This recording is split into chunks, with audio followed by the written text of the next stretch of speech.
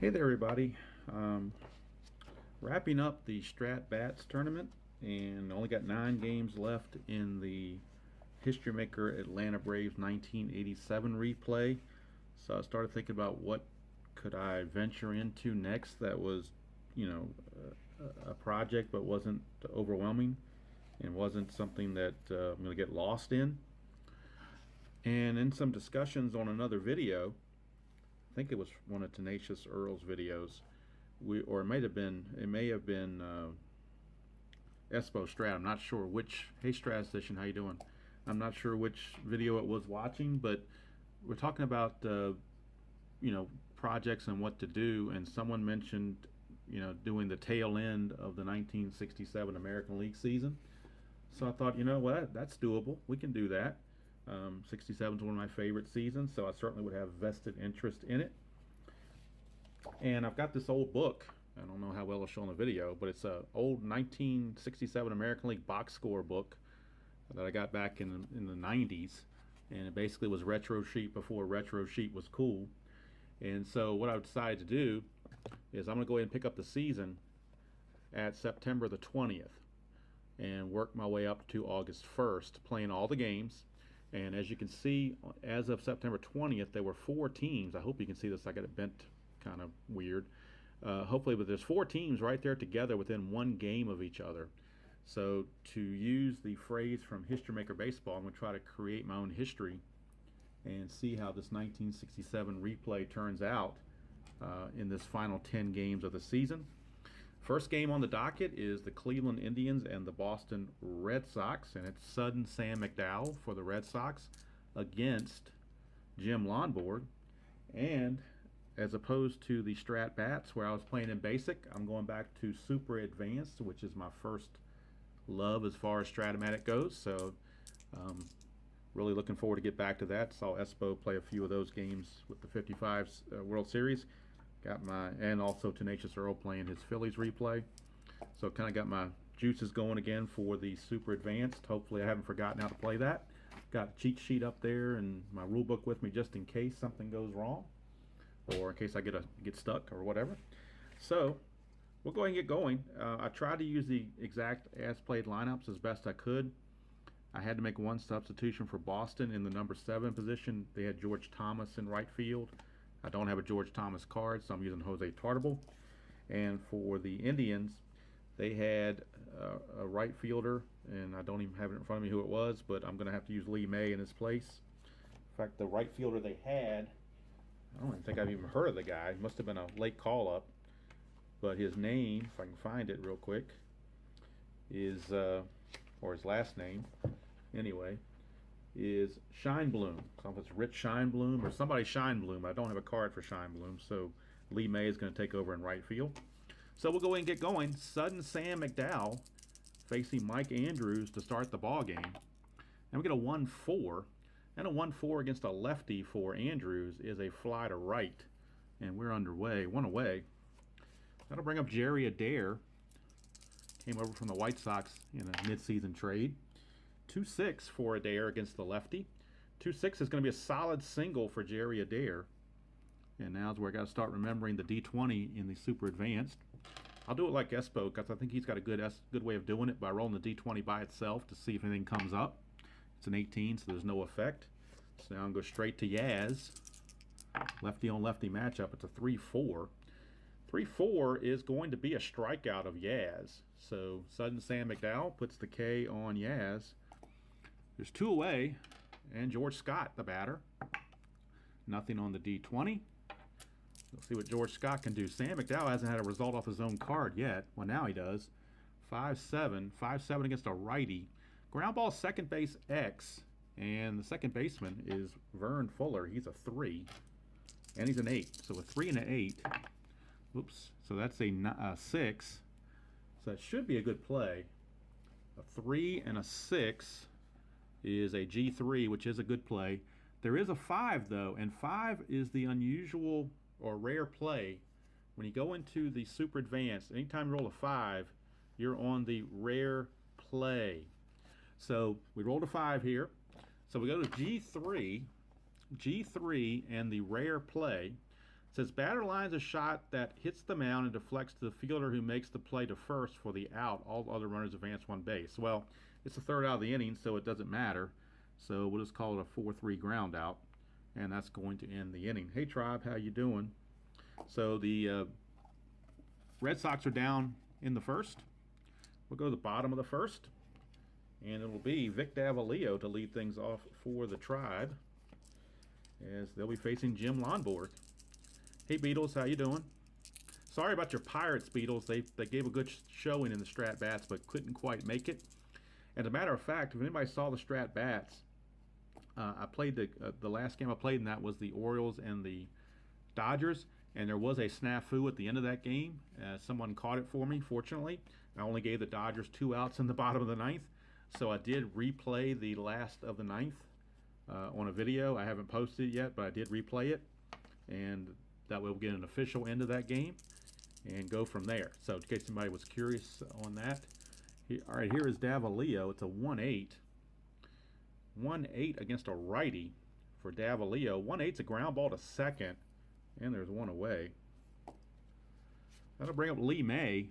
Lee May, he's taking the place of Shine Bloom, who I don't have a card for. It's a 5-8, and Lee May's a lefty. 5-8 is a fly ball to center, and that's 2 away. That'll bring up the left fielder Leon Wagner. And that's a 6-10 for Wagner against Lonborg against a lefty. That's a ballpark check. You got the diamond there. And for a lefty in Cleveland Stadium, it's 1-3 for a single. But it's a 4, so it's a line out to second. And the inning's over. So after 1 complete, we are scoreless here at Cleveland Municipal Stadium, the mistake by the lake. That'll bring up Reggie Smith to lead things off against Sam McDowell, switch hitter. 6-6, McDowell against a righty. 1-9, I hope you can see that on camera okay. 1-9 is a double. 10-20 is a fly to center. It's a 16, so it's a fly out to center field. And Reggie Smith is retired. I'll bring up Rico Petrocelli, the shortstop. It's a 5-10. Look at all 5s. 5-10 against a right-hander is a ground ball shortstop X. That's Larry Brown. And Larry Brown is a 3 E24. So that's an 8, so he should make that play. And there is a 13. So let's check E24 on the shortstop and a 13. So E24 and a 13 is a good play. There's no 13 there, so he's good to go. 6-3 ground out. 2 away. 1 shortstop grounding to another. Here's Jose Tartable. 2-7. 2-7 for Tartable against a lefty. 2-7 is a strikeout, and that's going to end the inning. Yes, Earls, I'm not sure if that's his tabletop on there or Tenacious that's watching, but yes, this is much more realistic. I was going to try to do something with Espo on this and tag team it, but it didn't work out. So obviously playing the whole season is way too much, so I thought, why not play the last 10 games? That's what the most exciting part is anyway. All right, here is Tony Horton to lead things off. That's a 4-6 against Lonborg, and that's a strikeout, as Horton is a righty. So Horton is out on strikes. Brings up another righty in Max Alvis, the third baseman. That's a 1-4. 1-4 against a righty is a fly to right, and that's 2 away. Brings up the catcher, Joe Askew. Oh, this is Tabletop. How you doing, Tabletop? We have to make a side bet on the bowl game. Oklahoma State and Virginia Tech, although I think Oklahoma State will kill them. Let's see, 6-4, 6-4, Lonborg, ground ball third base X, and that is third baseman, Jerry Adair. He's a 3 E26. And that's a 3 and a 3, so that could be troublesome. Let's check it out here. 3 and a 3 is an SI1, so that is a base hit. Let's check for an error. It's a 10. There are no errors with 10s. So it's simply going to be a 2-out single for Joe Askew. So a 2-out single brings up second baseman Vern Fuller. Let's roll the D20 and see if there's any effect. There is none. So we'll go over to Vern Fuller. We get a 4-3. 4-3 is a single, possibly, but in the super advanced, you drop down here It's a 1-5 for a single, a 6-20 for a line out to short. And that's a 12, so it's a line out to short to end the second inning. So 2 are in the book. The line, I'm not sure. Probably Oklahoma State by a touchdown, but I don't know for sure. Might be 6.5, 5.5, because sometimes they overrate Tech. It's hard to say. I wouldn't bet on that game anyway. I wouldn't bet on any college football or pro football for that matter. It's too risky. All right, 4-7 for Russ Gibson against McDowell. It's a righty. That's a walk, leadoff walk, and that's going to set it up perfectly for a sacrifice bunt for Lonborg. And Lonborg, with his bunt rating, he is a B. So it's a B rating on the super advanced bunt chart. So we'll roll the dice and see what happens here. We get a 5. 5 on a B. Well, the infield's expectant, so we drop him down to a C. 5 is a sacrifice, so the sacrifice is still going to be good. And the white die is a 4, which means it's the first baseman. So it's a sacrifice to the first baseman, who is Horton. And we'll call it a 3-4 sacrifice. Gibson will go to second. 1 away. And we're back to top of the order and Mike Andrews. No 20 effect, no effect on the D20. So Andrews, we get a 5-8 against McDowell. That's a strikeout against the righty. 2 down. And it brings up Jerry Adair. Check the D20. Whoops. 17, no effect. Adair. I'm not as fast as Espo on this, but I'll do what I can. 3-5 against the lefty. 3-5 is going to be a walk. A walk will put runners at first and second and bring up Yaz. So McDowell in a little bit of trouble. Got to face Yaz. No effect on the D20. We get a 1-9 for Yaz against a lefty. 1-9 is a ground ball back to the pitcher. He just missed a home run chance, but the ground ball to the pitcher is going to end the inning. And McDowell pitches out of trouble. Go to the bottom of the third, no score. Lonborg back on the bump, facing shortstop Larry Brown, number 8 hitter. Righty on righty. 4-5 is a strikeout. So Lonborg with the big K. Now the pitcher, McDowell, and he's hitting off a pitcher hitting card number 3. So he wasn't a terrible hitter. Doesn't matter, it's off Lonborg. 5-8 against a lefty. It's a fly to center, so that's 2 away. 2 up, 2 down. Top of the order for Vic Davalillo. 2-7 for Davalillo against the right-hander is a fly to center, and the inning is over. So nothing doing through 3 innings. Nothing's been decided. We're still scoreless. Brings up sudden Sam McDowell back on the bump to face George Scott. George C. Scott. So 1-11. 1-11 for Scott against a lefty is a ground ball to third, and there's 1 away. He just missed being hit by a pitch, but instead it's a ground ball to third base. 5-3 on the putout. Brings up Reggie Smith. Reggie Smith, a 1-8 against a lefty. 1-8. He's got a split chance. 1-16 is a double. Anything else will be a single. So it's a 2. It's a double for Reggie Smith. Leadoff double, or 1-out double rather. Here is Rico. We'll roll the D20, and there's no effect. Rico Petrocelli, 4-7. He's a righty. 4-7 is a walk, so that puts runners at first and second. And McDowell in trouble again. 2 on, 1 out. And he's got to face Jose Tartable. No effect on the D20. Tartable, a 2-12 against a lefty. 2-12 is a ground ball second base A. That's going to end the inning. 4-6-3 double play. And McDowell pitches out of trouble again. So we go to the bottom of the 4th. And it's Jim Lonborg back on the bump. And he's going to be facing Lee May, the right fielder. Left-handed hitter. 5-5 is a strikeout. There's a dot, but he's not in any kind of danger of being tired, so the strikeout will stand. And that'll bring up Leon Wagner. Leon Wagner, a 6-8 against a lefty. 6-8 is going to be a walk. So a 1-out walk to Leon Wagner. Brings up Tony Horton, the first baseman. Check the D20. Whoops, it's a 10. There's no effect. Horton 5-9. 5-9 is a righty. It's a ground ball shortstop X. Chance for maybe a double play. Rico Petrocelli is a 2. I'm sorry, he's a, he's a 2 E24. And it's an 8, so he'll get in front of that for sure. Might be a double play chance. A 2 and an 8 is a G2, which I believe is a fielder's choice, if I'm not mistaken. And that's a 10, which we know is never an error on a 10. So a G2, I believe, is a fielder's choice. And it is. So it's a 6-4 fielder's choice. Horton reaches, beat out the double play ball. Brings up Joe Askew, the catcher, with 2 outs and a runner at first.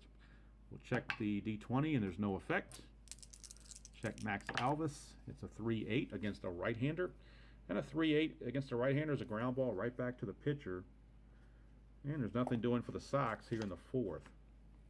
So we go to the top of the 5th, and it'll be Sam McDowell, sudden Sam McDowell in the bump, facing Russ Gibson, followed by Lonborg. 5-9 is a strikeout. So Russ Gibson with the whiff. That'll bring up Lonborg. He bunted last time. He's got to swing away this time. He's hitting off pitcher hitting card number 2.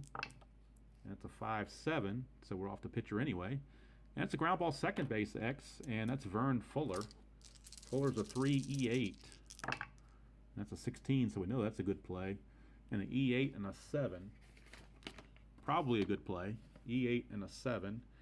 E8, and there is no 7, so it's a good play. 2 up, 2 down. Top of the order for Mike Andrews. Andrews is 0 for 2 with the K. It's a 1-6 against the lefty. 1-6 against the lefty is a walk, so it's a 2-out walk. And McDowell just can't seem to get that 1-2-3 inning. He's always got to walk somebody. Check the D20, no effect. So Jerry Adair, righty on lefty, 3-7. 3-7 against the lefty. He's going to pop it to short, and that's going to be your end of the inning. So sudden Sam McDowell has thrown 5 shutout frames. We go to the bottom of the 5th. Still nothing doing for either squad. Joe Askew is up to the plate. Alvis made the last out. Askew 2-3 against a right-hander. And that's a ballpark single. And on the ballpark, both lefties and righties, it's a 1-3. Anything else will be a line out to short. That's a 14, so he's going to line it to short for out number 1. That will bring up Vern Fuller. Fuller a 3-11 against a right-hander. 3-11 is a ground ball to second base, and that's out number 2. For the shortstop, Larry Brown.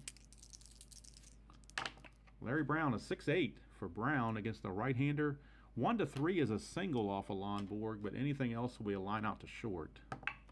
And that's a 6, so it's a line out to short, and the Indians are gone. 1, 2, 3. So we go to the 6th. Still nothing going. If you're looking for runs, you're in the wrong spot. Of course, 67, that season was, right in the middle of the pitcher era. That in 68, so got to expect these low-scoring games. Here's Yastrzemski to lead off. 6-6, lefty on lefty. 6-6 is going to be a solid single off of McDowell. So again, he's allowing base runners. And Yastrzemski's he doesn't have a very good chance to steal. He only stole 10 bases, got caught 8 times. He's not going anywhere. Here's George Scott. Whoops, we'll roll the D20, no effect. George Scott, 3-3 against a lefty. 3-3 is a fly ball to center. That's out number 1. Handled out there by Davalillo. 1 away. We'll roll for Reggie Smith. It's 11, no effect. That's a 1-7, switch hitter Smith against the lefty. 1-7 is a fly to left, and that's out number 2. 2 up, 2 down for Rico Petrocelli. Nothing on the D20. 5-9 is a strikeout. So McDowell, after the leadoff single, comes back, retires the rest of them in order, and we go to the bottom of the 6th. Still no score. Somebody's got to score eventually. It'll be McDowell leading off, the pitcher. 4-11. 4-11 is a fly ball left field X, and the left fielder is Yastrzemski. He's a 1-E8. Don't have to roll the D20 for the 1 because you know he's going to make the play. It's just a matter of whether it's an error or not. So that is a 13, and he is an E8. 13 and E8, he will make the play. There is no 13 there, so it's a good fly to left. Caught by Yastrzemski, one away. Top of the order for Vic with Davalillo. It's a 5-10. Davalillo's a lefty. 5-10's a ground ball shortstop X. Shortstop is Petrocelli. And Petrocelli is a 2 E24. 2 and a 6 is a good play. And we get a 13, so we'll check the E24 for shortstops. Shortstop E24 and a 13. E24 and a 13. There is no 13 there. He makes the play. So that's 2 away. 2 up, 2 down for Lee May. Lee May. Left-handed hitting outfielder. It's a 5-8, and that's going to be a fly to center to retire the side. So sorry, can't bring you more runs. That's just the way the dice are rolling here. We've got a shutout for both pitchers through 6. We start the 7th. Brings up Jose Tartable. That's a 5-8, and that's another strikeout for Sudden Sam. There's one away. Here's Russ Gibson. 4-10 off of McDowell. That's a catcher X. Haven't had that yet. Catcher X, Askew, the catcher, is a 4 E1. So it's a 10. So we'll check the potential for an error here. Or a base hit, I mean. 4-10. So 4 and a 10 is an SI2, so that'll be a little infield hit probably. There's a 12, and he's an E1, so most likely won't make an error there. 12 and an E1. Let's check it out here. Actually, I had the wrong chart. Let me go back and look at it again for catchers. I was looking in the outfield, my bad. Catchers, a 4 and a 10 is actually a PP. And we've got a 12 here with an E1. E1, there is no problem there. So a PP says, let's see, there's nobody on base. So it's a pass ball, but there's nobody on base, so you don't have to worry about that. It's simply going to be a pop out. So there's 2 away, and that brings up the pitcher, Jim Lonborg. 2 out, base is empty. That's a 5-6. 5-6 against Sudden Sam is a strikeout, and that's going to end the top of the 7th. So we go to the 7th inning stretch. No need to stretch. It's been a fairly quick game, about 20 minutes or so. And that'll bring up bottom of the order, or bottom of the 7th, Leon Wagner, number 3 hitter. Lefty, 6-7. I'm sorry, 6-6. 6-6 is a ground ball to second. That's 1 away. 6-7 would have been a walk, but didn't happen. Here's Tony Horton. Tony Horton here's a who. 2-7. 2-7 against a righty. 2-7 against a righty is a fly to center. That's 2 away. So 2 up, 2 down for Max Alvis. And that's a 1-4 against a righty. And he's going to hit a fly ball to right field to end the inning. So it's a 1-2-3 frame. We go to the 8th. It's still no score. McDowell, now 7th is when they start their point of weakness, but they've really never reached it yet because they went 1-2-3 in the 7th, so they still got the full 3 outs or 3 base runners to allow. So they should be in good shape. Here's Andrews, 6-8. As soon as I say that, they're going to start getting hits. And it comes into play here, or would have. It's a dot, but he hasn't reached his point of weakness yet, so the strikeout will stand because he has not given up a base runner since reaching the point of weakness inning. So the strikeout's going to stand as Andrews is gone. Here's Adair, 6-5. Well, there's a chance for something to happen right here.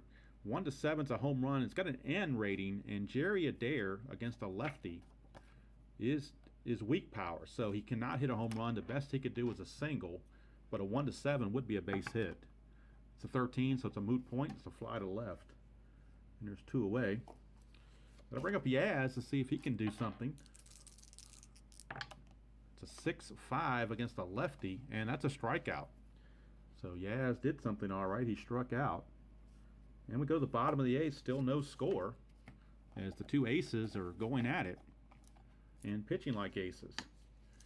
Here's Askew, the catcher, righty on righty, 210 against Lonborg, and he's got a chance. 1-6 is a double, but 7-20 will be the proverbial fly to center. And that's a 6, though. Look at that. It fell right on the 6, so it is a leadoff double for Askew. Brings up Vern Fuller. We'll check the D20. Nothing going on there. Vern Fuller. 3-8 for Fuller against a righty is a strikeout. So Vern Fuller out on strikes, could not advance the runner. Brings up Larry Brown, and McDowell is next, so you wonder if they're going to use a pinch hitter or not. Maybe depend on the situation. 4-6 for Brown. 4-6 is another strikeout for Lonborg. So here's where the non-DH strategy comes into play. Do you bring in a pinch hitter for McDowell trying to get that base hit, or do you leave him in there? Let's check the Indians bench and see if they've got anybody worthy of a pinch hitting. They're going to try it. They're going to try it with Fred Whitfield. So Fred Whitfield is going to pinch hit for McDowell in a big spot, and then they'll have to bring in somebody from the bullpen to pitch the ninth, whether they're up or down. Let's check the D20, make sure nothing's happening there, and it's not. So we got Whitfield pinch hitting, and we got a 3-6 for Whitfield, and he's going to pop to second, so the strategy of the pinch hitter did not pay off. Pitcher card would have struck out, so either way there was an out, but now you lose McDowell. But he did pitch 8 solid innings. So now we'll go to the bullpen for the Tribe and get somebody else in there to pitch out of their bullpen. And they're going to go to, let's see who's coming up for the, I've got some righties coming up. So we're going to go to Steve Bailey. So Steve Bailey is the new pitcher for the Indians. Lonborg's still in there for the Red Sox, at least for now. So Steve Bailey is going to lead things, or start off the top of the ninth, facing George Scott. So it's Bailey against Scott, righty on righty. 5-6 for Bailey, and he's going to strike him out. So the top of the ninth starts out with a K.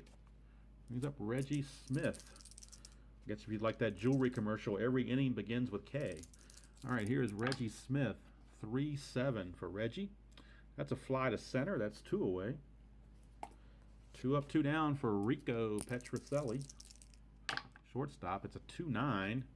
And a 2-9 is a strikeout. So kudos there to Steve Bailey for keeping things right where they are. We go to the bottom of the ninth. Still no score. Lonborg. He's given up 1 hit since this point of weakness inning, so he's still got 2 to play with. But the bullpen is loosening. Vic Davalillo, top of the order to lead off for the bottom of the ninth. It's a 5-10 against the lefty. Fly ball left field X, that's Yaz. He's a 1, so there's no need to roll the D20 because you know he'll make the play. It's a 14 as an E8. So we'll check an E8 and a 14, and there is no 14, so Yaz makes the good play. And Davalillo is done, and this is one of these will anybody score games. Hopefully we can score before 1 o'clock so Earl can get his live stream going. 6-10 while this is still not going on. 6-10 against the lefty is a potential ballpark base hit, but not very good. It's only 1-3, and it's a 10, so he's going to line to second for out number 2. Looking more and more like extras. And here's Leon Wagner. Last chance for the Indians in the ninth. 4-7 is a ground ball second base X. That's Mike Andrews. Andrews is a 3 E18. That's a 14, so he'll make that play, or get in front of it, as Espo would say. And it's a 7, it's 11. So an E18 and an 11. So an E18, there is no 11. He made the play. And we are going to, I'm looking at shortstop, my bad. I need to look at second, because it was Andrews, wasn't it? So let's see here. It was a 11, and he's an E18. Yep, there's no 11 there either. So either way you go, he made the play, and we're going extra frames. Top of the 10th, Steve Bailey back out for another inning of work, and the Boston bullpen is going. I think this is it for Lonborg. He's scheduled to bat third this inning, so they'll pinch hit for him and get a fresh arm in the mix. So, whoops, I keep knocking the card over there. 6-7 against Bailey, and Tartable's a lefty. That's a leadoff walk, so that could be troublesome. Leadoff walk. Now there's Russ Gibson. He's a C bunter. He becomes a D bunter. And they're going to go ahead and give it a shot. See if they can't get that runner into scoring position, even though it is a D bunter. So you are kind of taking your chances here, but hey, why not? It's a 7, and as a D bunter, it goes to defense. And for defense, it says batter drops bunt, has the option of throwing the lead runner out, or they can get the shore out. So it looks like to me they're just going to go and get the shore out here. They're not going to mess around with it. So it's a good sacrifice bunt. They'll let them get away with it just for expediency purposes, if nothing else. And now we got a pinch hitter coming up for the Red Sox. And it'll be Dalton Jones. Dalton Jones, backup third baseman. He will be in to pinch hit for Lonborg. And then the bullpen could be John Wyatt if they take the lead. All right, so first of all, we'll roll the D20, make sure nothing happens there, and it does not. But we got the lefty Jones against the right-hander Bailey. And that's a 5-6.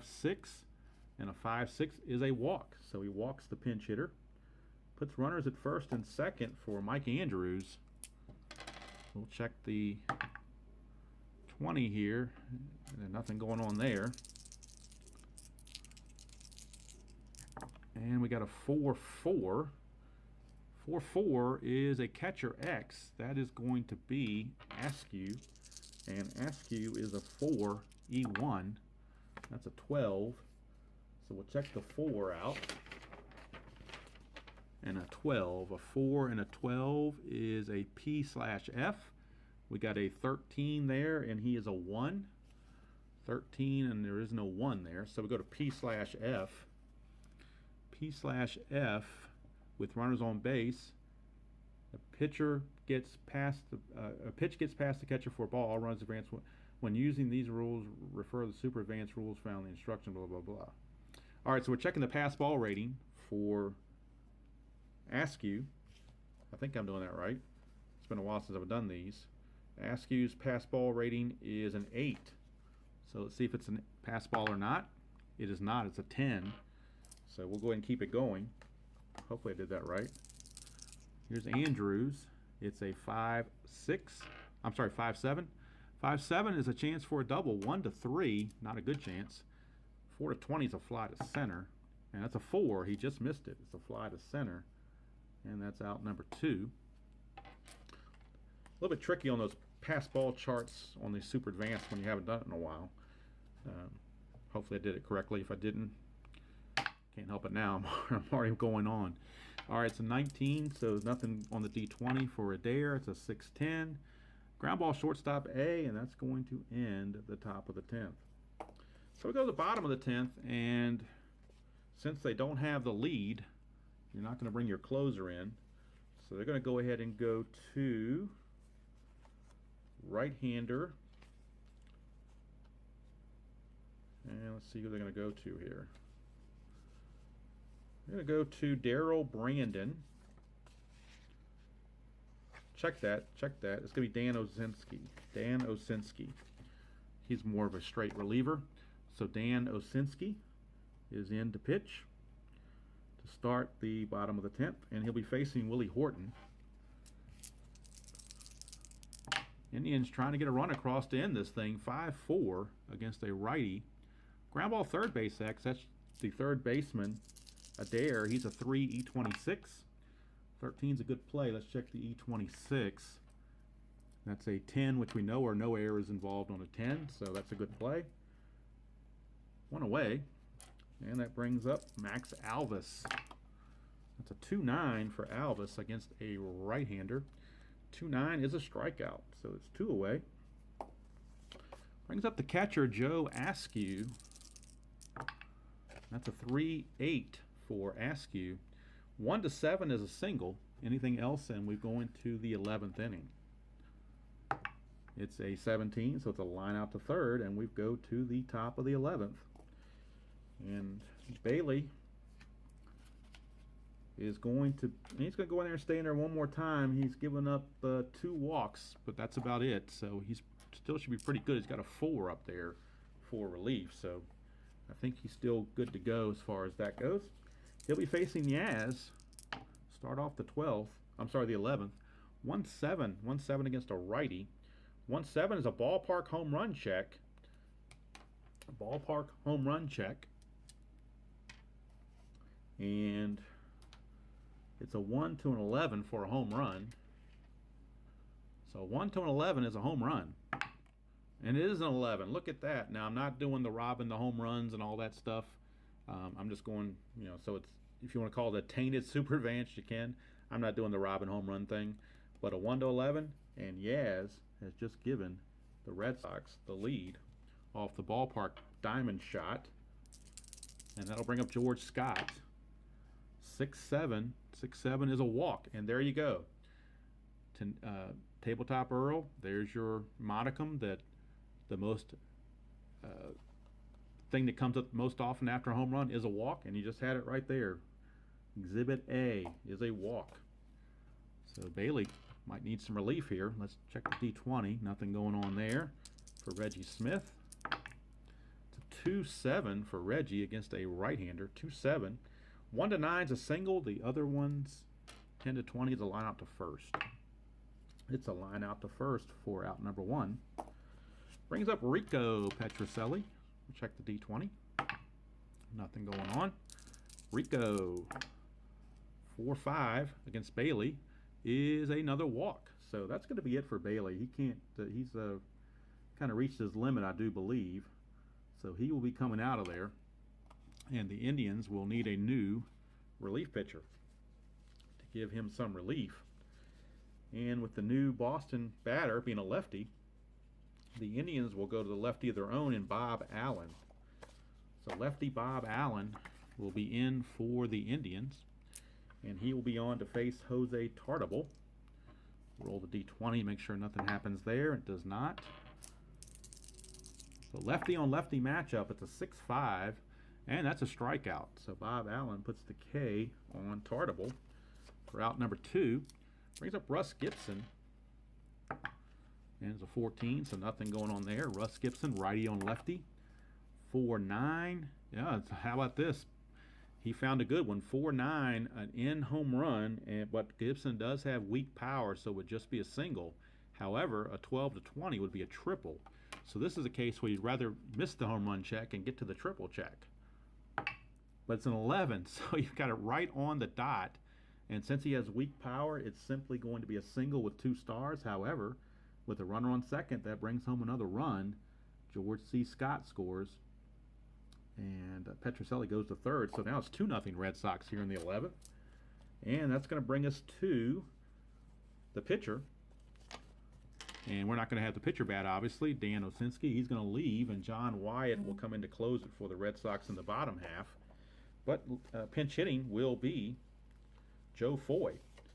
So third baseman, reserve third baseman, or normal third baseman Joe Foy will be the pinch hitter here. It's 11, so nothing on the D20. And we get a 1-9 against a lefty. 1-9 is a fly to left. That's going to end the inning. But 2 runs for the Red Sox, and we go to the bottom of the 11th. And new pitcher for the Red Sox, their closer, John Wyatt, is on to try to seal the deal. And he'll be facing Fuller, Brown, and a pinch hitter for the pitcher. First is Fuller. It's a 3-3. Righty on righty. 3-3 is a ground ball to second, and that's 1 away. Indians don't have a lot on their bench as far as quality pinch hitting. They've already used Whitfield. They do have Duke Sims, backup catcher, and they also have Chico Simone. And I think they have Chuck Hinton as well. So they're going to use, I believe, Chuck Hinton's going to pinch hit for the pitcher. But right now, it's Larry Brown. Whoa! Larry Brown, 2-6. 2-6 against a right-hander. Larry Brown, 2-6. A 1-6, 1-7 is a home run. So could cut the lead here. 1-7 will do it. It's a 16 though, so that's going to make it a fly ball to left. So warning track power for out number 2. And that's going to bring up Chuck Hinton, the pinch hitter, with 2 outs in the 9th. Try to keep things going, or else John Wyatt will close it out for the Sox. It is a 4-9 against a righty. That's a ground ball shortstop X. That is Rico Petrocelli. He is a 2E24. 2 and a 12 is a good play. It's an 8. We'll check an E24. E24 and an 8. E24, and there is no 8 to be seen, so it's a good play by Rico, and the Red Sox get the victory. Hard fought 11-inning victory by the score of 2-0. And I've got to keep, since I'm doing the replay from September the 20th, I've got to write down the standings as of that date and then keep it going. So if we look at the standings as of the 20th, Red Sox were tied with Minnesota at 87 and 66. They now improved to 88 and 66, take a half-game lead. Cleveland falls to 72 and 83. They're really pretty much out of it. But I want to keep these numbers going so that we can keep and see how the replay of the final 10 games or so works out versus what happened in real life. As I said, using the play.com moniker of making your own history. So that's going to do it from here. Earl, I think you said I made a mistake on one of mine where 410 was a strikeout or something. I have to go back and watch it and see what I did. But, you know as well as I do that it's very easy to make mistakes when you're doing a video, and you can misread something, or either misread a card or misread the dice, or both sometimes. So some of those things just happen, and we just call it the human effect, and that's just the way it works. That's going to do it from here. My battery is down to 11%, so I'm definitely going to have to close things out. I just had the day off today, so thought I would get a quick game in when there's not a lot of traffic on YouTube going on right now this early. So I thought I'd get one in before noon Eastern. And I need to get going and get on another game of the Atlanta Braves season. I've got 9 games left, so I want to go ahead and get that completed. And also post the completion of the Strat-Bats game that ended in controversy, so I had to replay the bottom of the 9th and pick it up where it was. And oh, good. I'm glad it wasn't out either way and didn't affect the game, just the stats. But I'm not keeping stats. I'm just keeping win losses to see how the teams finish. So I appreciate everybody for keeping me company while I'm playing this. And now I've got to get on to hitting History Maker Baseball, because I really want to get those last 9 games done so that I can put that as finally a completed project. 161 games. It's been going on since June 4th of last year. That was when I did the first game. So obviously I've been doing a lot of things in between and stopping and starting, and that if I was playing all the way through, I didn't have any other games going on, I probably could have finished it a lot earlier. But when you're doing multiple things, sometimes you overstretch yourself. And I got other games. I like Strat-O-Matic. I got like History Maker Baseball. I like Replay Baseball. I like Payoff Pitch. I like Status Pro. Even play some APA in there. So when you're playing all these variety games, it's hard to do a project that's such a long, lengthy one.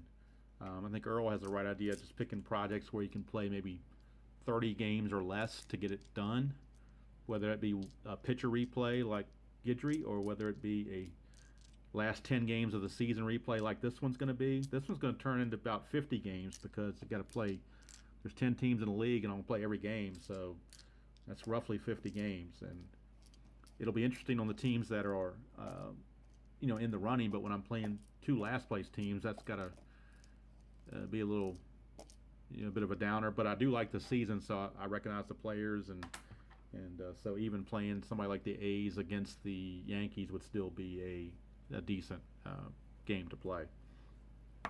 So that's it from here. Watch out later on this evening. I will post the replay of the 9th inning of the Strat-Bats since that one ended where I only gave the Dodgers 2 outs instead of 3. My bad on that one. It was a good catch by Colin Merritt to tell me about that. So the only thing fair to do is to pick it up right where I left off with 2 outs in the ninth and 2 runners on. So I recorded that little short video, and I will post that later. And then we'll see if the Orioles hang on or not. And if they do, then we got a final game to play in the Strat-Bats to get that all completed. But if the Dodgers come back, it'll be all over. So, again, thanks for everybody for joining me. Stay tuned later for Tabletop Earl. I believe he said he's going to do something with the 98 Cardinals in APA. So, check that out. Check out all the different channels that are out there, whether it be Espo Strat, whether it be Tabletop, whether it be, I know I'm going to leave people out, RGNDP or DIP, I think it's what his title is. I'm not 100% sure. But basically, anybody puts a video out there playing tabletop sports need to support them because they're just trying to promote the hobby and get people interested in playing. And it's always good to see that no matter who they're playing. I always enjoy watching other people's videos and listening to them while I'm driving or so forth. So, until next time, hope everybody has a great day, whatever you do, whatever game you choose to play. And as usual, I will see you all down the road.